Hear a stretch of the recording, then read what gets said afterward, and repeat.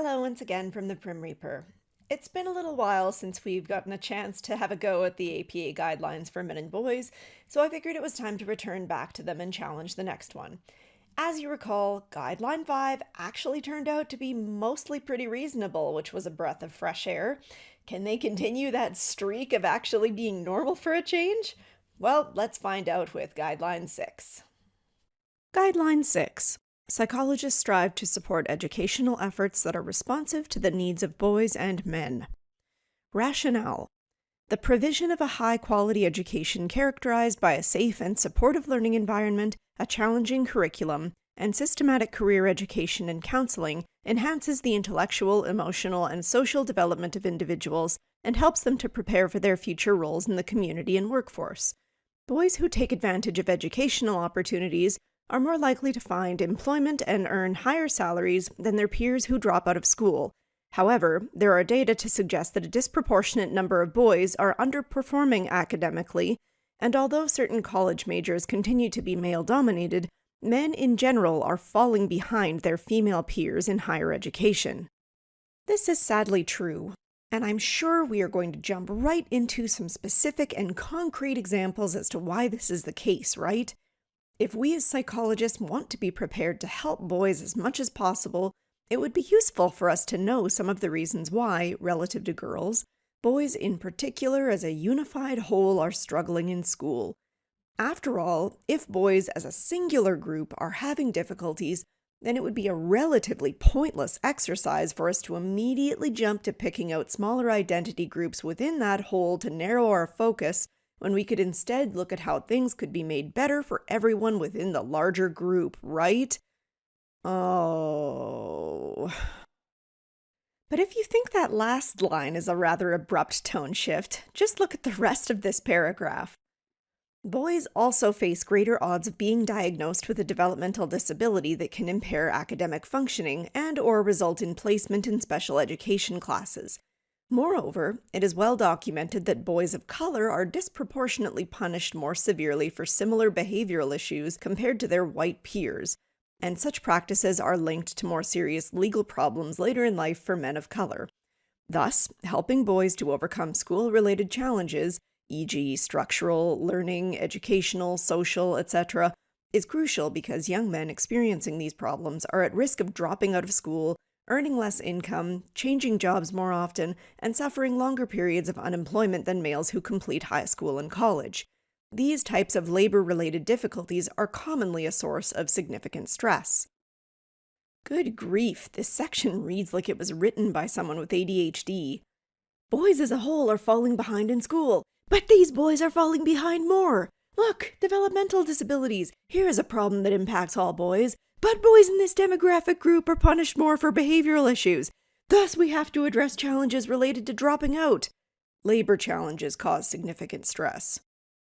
I physically felt my head turning as if I were speaking in 2 or 3 different voices as I was reading it. It is so all over the place that it just reads like 4 or 5 disjointed sentences strung together to fill up space, rather than actually explore what the problem is. I mean, sure, they charitably toss a brief concern in there that does legitimately tend to impact boys more. After all, boys are more likely to be diagnosed with several different disorders that may impact their learning. Attention-related disorders, obsessive-compulsive disorder, autism spectrum disorder, oppositional defiant disorder and conduct disorder, learning disorders, to name just a few. To say nothing of more generalized disorders like depression and anxiety that do still impact boys, and yet nevertheless present a significant problem for them, given their tendency to not only present differently than girls, but also the tendency for others to not treat it as seriously in boys in general. Wow, given just how many of these concerns there are, it might actually have been kinda useful to dedicate more than one vague sentence to this bit, huh? And perish the thought that we take any time to talk about how schools tend to prioritize styles of learning more aligned with girls than with boys' more kinesthetic and hands-on approaches, leading to a pathologizing of boys' natural learning processes, or that we talk about how very few male teachers there are these days, leading to a lack of male role models for young boys in schools, or about that insidious bias that teachers tend to have that leads to them showing favor and giving higher grades to girls, or about how many core curriculum subjects may feel detached from everyday life and therefore might be more likely to lead to boredom in some students, or in general about how masculinity is being systematically demonized, leading many young boys early on to feel as though they are defective and therefore causes them to face negative self-esteem issues which may manifest in and or exacerbate many of the aforementioned problems. Oh wait, we can't talk about that last one here. This document is perpetuating that very thing. No, instead of talking about any of that silly old stuff, we're jumping to the tried and true strategy of focusing on identity politics and jumping ahead to the stressors of unemployment. Bang up job, folks. But hey, maybe I should cut them some slack. This is only the first paragraph after all. I'm sure they'll get to all of this in the rest of this guideline, right? Addressing the school-related problems of boys is also important because many of the problems posed by boys in schools, e.g. classroom disruption, poor organization, sexual harassment, bullying, discourtesy, have a detrimental impact on the academic and social experiences of other students. There is also a clear link between school failure and various other social problems, including antisocial behavior, drug abuse, high-risk sexual behavior, and premature fatherhood, all of which place tremendous social and economic burdens on society. My dudes, my chums, my bros, my esteemed colleagues, did you forget that you were supposed to be writing a guideline to support men and boys? This entire paragraph is not offering any kind of support to boys at all. It's talking about how their disruptive behavior in classrooms negatively impacts others and ultimately leads to them negatively impacting society. Do you even hear yourselves? Not only does this show an utter lack of thought for how best to support boys who might be struggling with this problem, but it actually places the sole focus on all the people that these bad boys may negatively impact. No chance this glowing perception may affect the way that boys are viewed and treated by psychologists, or anyone else for that matter, right? But don't look now, they have no intention of stopping this train yet. Moreover, aspects of masculinity ideology may contribute to the school-related problems of boys. Dysfunctional boy codes for behavior, such as the belief that being studious is undesirable, suppress academic striving among some boys. Constricted notions of masculinity emphasizing aggression, homophobia, and misogyny may influence boys to direct a great deal of their energy into disruptive behaviors such as bullying, homosexual taunting, and sexual harassment rather than healthy academic and extracurricular activities.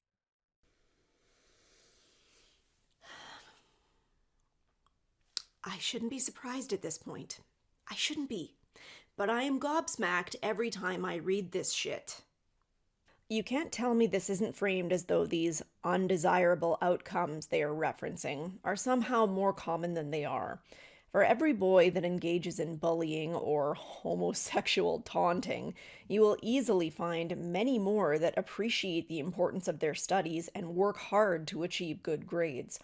Acting like this is in any way a broad overarching problem that needs to be addressed as though little boys need to be fixed is not only offensive, but it is actually contributing more to the problems I've already mentioned. Yes, the problems all lie within you, son. If you could just look within and seek to challenge those toxic boy codes of yours, you'd probably wind up doing a lot better in school. Wow. Well, that's it. That's the entirety of the rationale section. Yes, I kid you not. 3 whole paragraphs, one of which talked exclusively about how boys doing badly in school negatively impacts everyone other than the actual boys, and another that lays blame for the problem at the feet of the boys themselves. So anyway, let's see what the application section has to say. Application.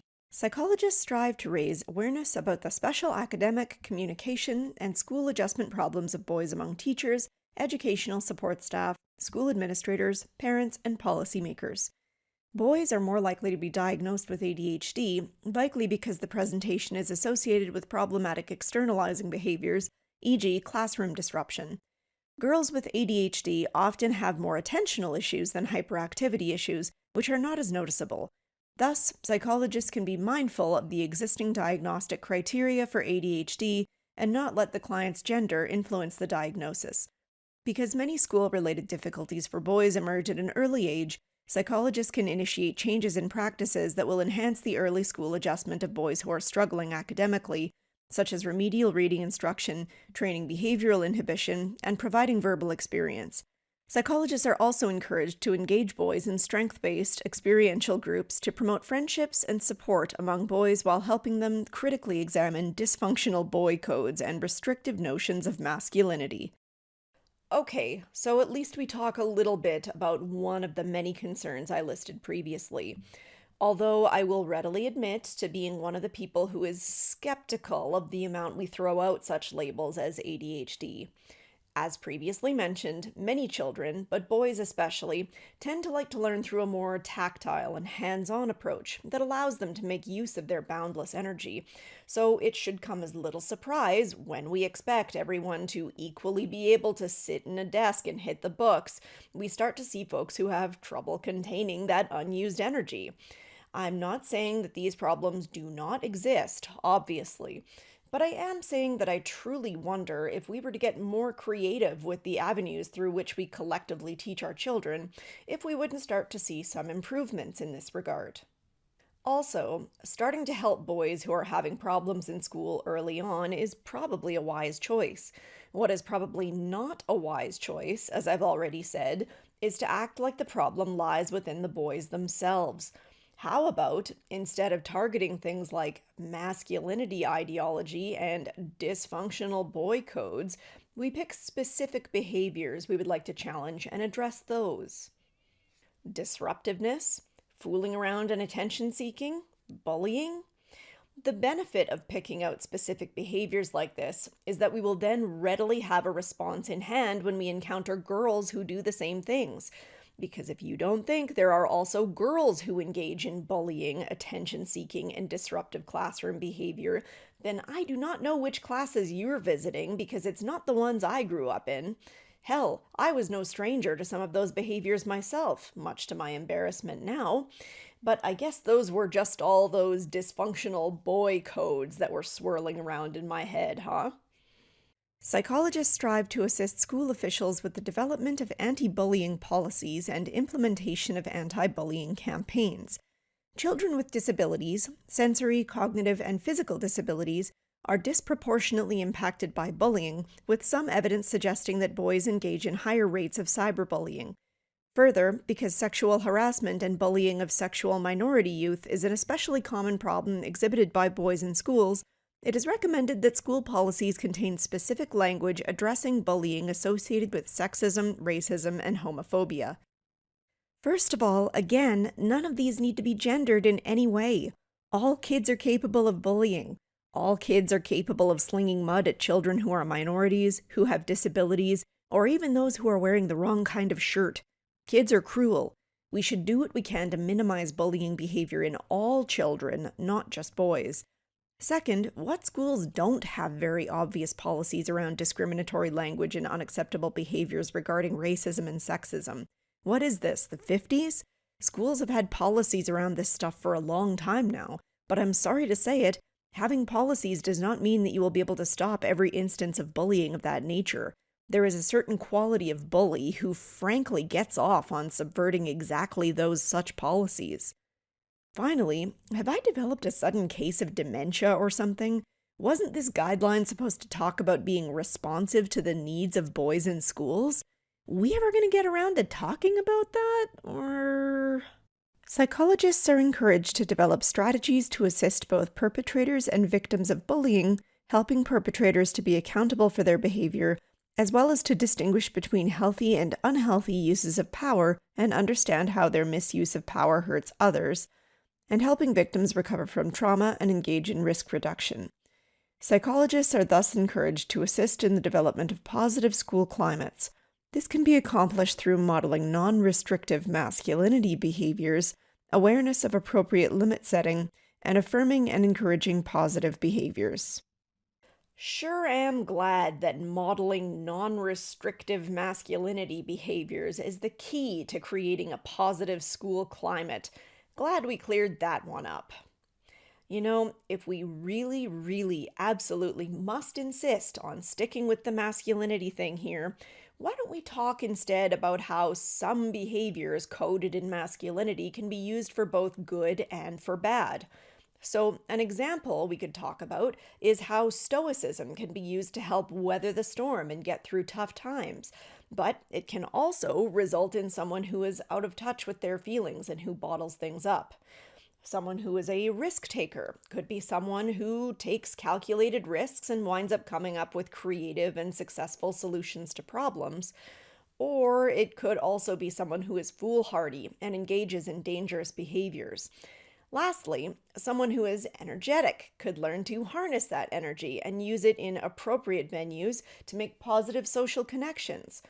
Or they could simply be disruptive and uncontrolled and not only ruin educational opportunities for others, but be perceived as annoying and someone to be avoided.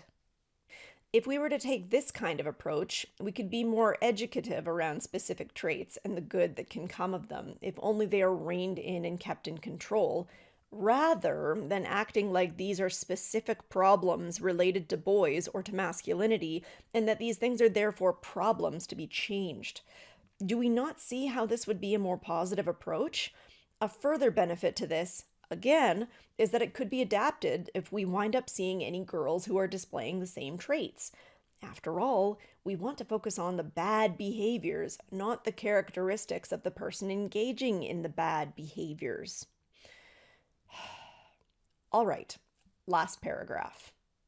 Psychologists also strive to promote the career development and workforce readiness of boys and men. Ideally, developmental career counseling and education begins with boys at the grade school level and continues into the high school years with services designed to assist young men to choose a career and make the transition into the workforce or higher education. A particular focus of career education with boys includes encouraging them to explore the full range of career options, not just those that men have traditionally pursued. Okay, this is more measured and appropriate. By teaching children how the subjects they learn can relate to careers in the outside world, it could help them to see that they are making tangible steps to build towards a life worth living.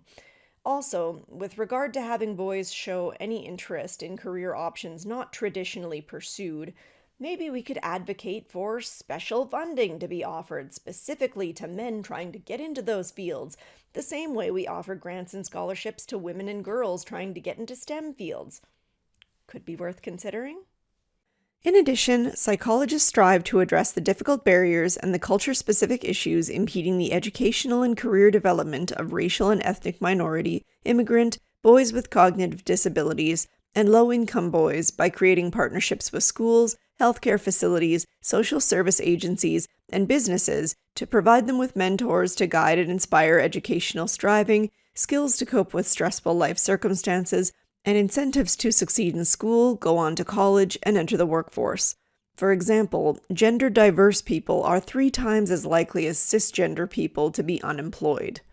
And why should anyone be surprised that the last bit here is again not focused on boys as a unit, but on specific subsets of boys and on gender-diverse people completely out of nowhere as the final sentence in the guideline.